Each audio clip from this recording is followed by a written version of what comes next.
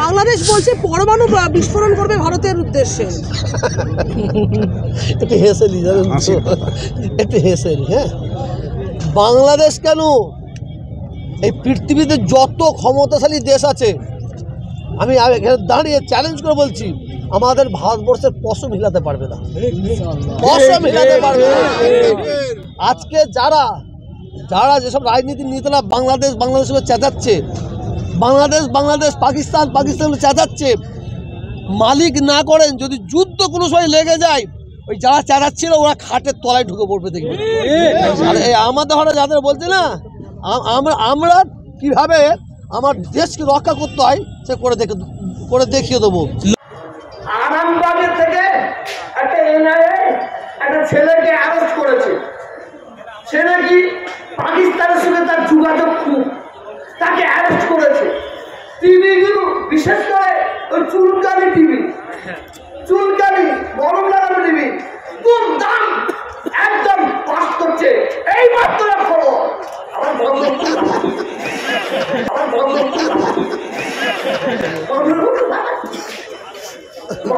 ভালো কত লাভ হয়নি, তারও একটা লজ্জা আছে। কথা বুঝতে পারছেন না? দেখা গেল তাকে ধরে নিয়ে যাচ্ছে জঙ্গি, পাকিস্তানের সঙ্গে যোগাযোগ। তারপর আমি ফোন করে খবর নিয়ে জানলাম ছেলেটা খুব গরিব ছেলে, মেধাবী ছেলে, তাকে এনে ডেকে সব তথ্য নিয়ে তাকে ছেড়ে দিয়েছে। এই ছেড়ে দিয়েছে বল, ছেড়ে দিয়েছে না বল, এটা বলবে না। এদের চুলকানো খুব হয়েছে। এরা চাইছে বাংলাদেশ পাকিস্তানকে, বাংলাদেশ পাকিস্তান সামনে রেখে এই ভারতবর্ষকে নিয়ে একটা গরম করে দাও। আমরা কি বিশ্বাস করবো ভাই? আমি নিজে তো দেখেছি সোশ্যাল মিডিয়ায় একদল হিন্দু পণ্ডিত, একদল হিন্দু মহারাজ, তারা বলছে আমরা বাংলাদেশে আরামে আছি। যেভাবে খবর ছড়াচ্ছে ওইটা ভুল খবর ছড়াচ্ছে। আমরা কোনো মুসলমান নয়, বাংলাদেশের হিন্দু ভাইয়েরা এবং হিন্দু মা বোনেরা তারা সোশ্যাল মিডিয়ায় চর্চা দেখছি। আবার একদল হিন্দু মা বোন তারা বলছে আমাদের প্রতি অত্যাচার হচ্ছে, জুলুম হচ্ছে। অবশ্যই বাংলাদেশে যদি সংখ্যালঘুদের প্রতি অত্যাচার হয়, জুলুম হয়, আমরা ভারতবর্ষের মুসলমান আমরা সবাই তার প্রতিবাদ করি। করছেন না করছেন না?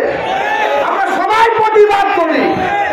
বাংলাদেশের সংখ্যালঘুদের প্রতি অত্যাচার হবে, জুলুম হবে, এটা আমি যদি মানুষের বাচ্চা হয় আমি মেনে নিতে পারবো না। আমার গায়ে যদি মানুষের চামড়া থাকে আমি মেনে নিতে পারবো না। এইবার বলতো ভারতবর্ষে সংখ্যালঘুদের প্রতি অত্যাচার হয়নি? 80 মারা হয়নি? তারপরে জানসাদিকে মারা হয়নি? আখলাককে মারা হয়নি? মসজিদগুলোকে পুড়িয়ে দেওয়া হয়নি? মসজিদের ভেতরে ঢুকে গিয়ে কুরআন শরীফকে পুড়িয়ে দেওয়া হয়নি?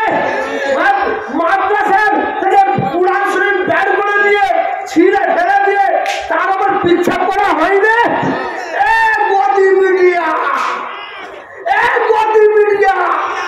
প্রতিবাদ কোথায় গেল? যারা মানুষের বাচ্চা হবে, যাদের গায়ে মানুষের রক্ত থাকবে, তাদের যাদের জন্মের ঠিক থাকবে, সে হিন্দু ভাইরা কষ্ট পেলে তার বুকে লাগবে, মুসলমান ভাইরা কষ্ট পেলে তার বুকে লাগবে, এটাই মনে করি। আসুন আমি ফুরফুরা শরীফের একটা নগণ্য দাদা বুঝে দিলাম। আমি আপনার পীরের আওলাদ, আমি হিন্দু ভাইদের পায়ে হাত দিয়ে বলছি, পায়ে হাত দিয়ে বলছি, আমি আমার মুসলমান ভাইদের পায়ে হাত দিয়ে বলছি, আপনারা ওই অমানুষদের কথা শুনে হিন্দু মুসলমানের মধ্যে দাঙ্গা লাগাবেন না। আপনারা সাবধান থাকবেন। আমার ভয় হচ্ছে, প্রত্যেকটা মুসলমান ভাইদের বলবো, হিন্দু ভাইদের বলবো, আপনার এলাকায় যদি কোনো সাংবাদিক যায় তার বগলে ব্যাগ আছে কিনা দেখবেন। তার বগলে যদি ব্যাগ থাকে আপনি সবসময় পিছিয়ে পিছিয়ে ঘুরবেন, কারণ এরা খবর এদের শেষ হয়ে গেছে, এদের খবর শেষ হয়ে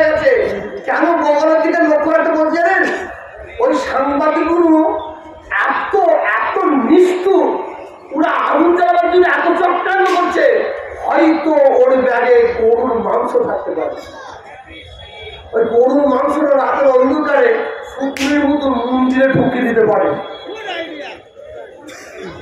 আর ঘোড়ার মাংসটা মসজিদে ঢুকিয়ে দিতে পারে। অতএব সাবধান।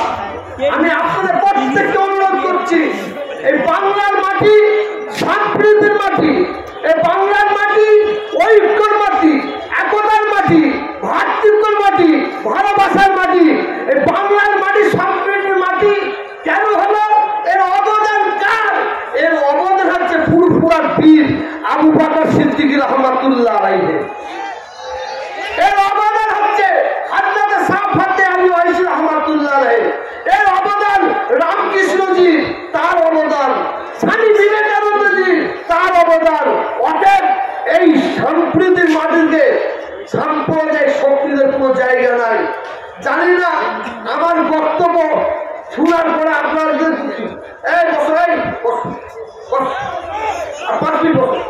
কে দুঃখ কথা পান আমাকে ক্ষমা করবেন।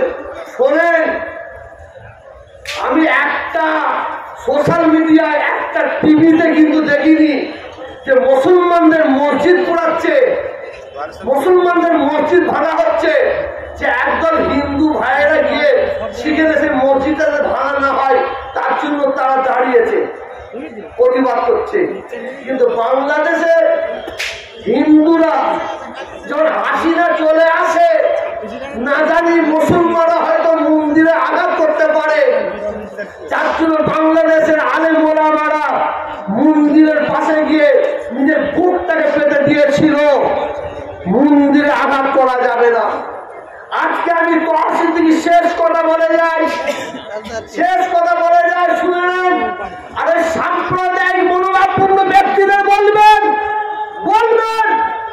আমি তহসিল থেকে যদি জানতে পারি অমুক একটা মন্দিরে আঘাত করার জন্য একদল মুসলমান যাচ্ছে, এই খবরটা যদি আমি পাই, খুদার কসম খেয়ে বলছি, আল্লাহর কসম খেয়ে বলছি, আমি তহসিল থেকে মন্দিরের সামনে গিয়ে আমি নিজের জীবনটা বিলিয়ে দেবো, কুরবানি করে দেবো।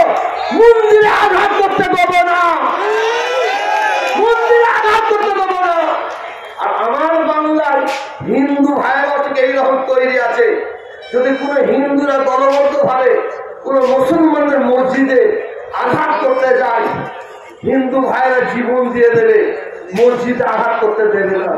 দেখেন না এই লোক ববি হাকিম কি বলেছে, ভাই কি বলেছে? ববি হাকিম যেন কি অন্যায় করে ফেলেছে। আর কিছু কিছু মুসলমানরা টিভিতে বসবে, ওরা চা খাওয়া কি নাম করতে মুসলমান, কি বলি কি আমার বুঝে আছে কি বলেছে ববি হাকিম, কি ভুল বলেছে? কলকাতা টিভি একটা নিউজ দেখবেন, ববি হাকিম ভুল বলেছে না ঠিক বলেছে, ওনার 18 মিনিটের বক্তব্য শুনতে হবে।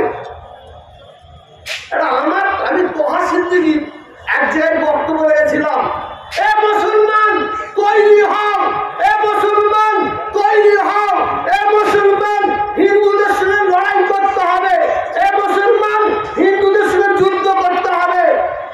সেই লড়াইটা, সেই যুদ্ধটা কিন্তু মনে রাখবে, বোমের লড়াই না হয়, তরোয়ালের লড়াই না হয়, বন্দুকের লড়াই না হয়, সেই লড়াইটা হবে শিক্ষার লড়াই। আর এই বদল মার্কা, ওই হনুমান মার্কা কিছু মিডিয়া ওইটা কেটে দিয়েছে, শুধু দিয়ে বলছে তহসিল থেকে বলছে, আমার তো দেখাচ্ছে